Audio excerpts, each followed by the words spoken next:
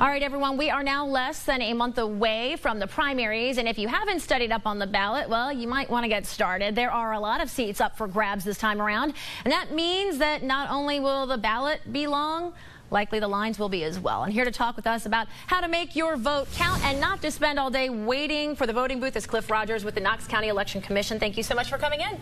Thank you for having me. Let's just first start off, just how long of a line do you think we're going to be talking about this year? Well, that's what we simply don't know. But what we do know is the state thinks it's going to take us about 8 to 10 minutes to vote each person, and that's if they know what they're going to do. We've got 23 retention elections. We've got 27 countywide. That's not counting the state races, county commission, and some of them that are specific for certain individuals. So early voting starts this Friday, and we get to vote on 3 Saturdays. There's really no excuse for folks not going to, to go vote early. We want them to show up.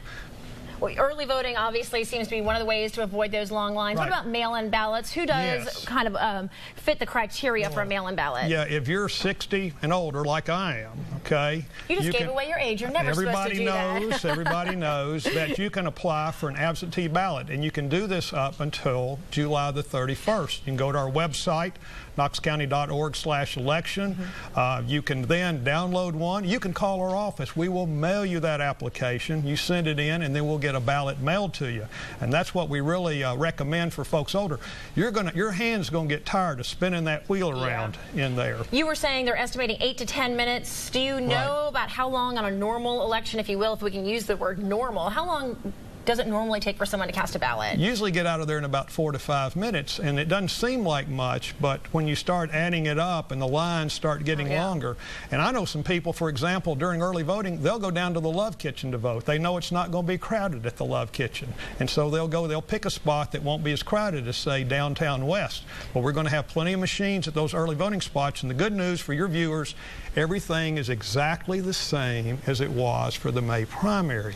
All the spots are the same. So you can go vote exactly where you did before if you voted early. Can you vote in any of those locations just for early voting, though, not on Election Day? Real quickly, what do people need to remember to bring with them when they vote, and what do people often forget?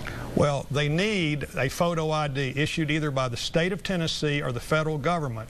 And they do not have to have their voter registration card. We get more calls about that. It's great if they have it, but they don't have to have it.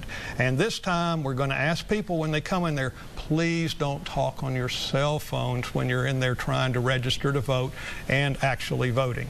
Good advice, something that we can all remember. All right, Cliff, thank you so much for coming in today. We appreciate it. Thank you for having me. We'll be talking with you a lot over the next couple of weeks. All right, everyone. Once again, early voting starts up this Friday, lasts through Saturday, August 2nd. Polls are open from 11 till 7, Monday through Friday, then 11 to 5 on Saturday. The polls are closed on Sunday.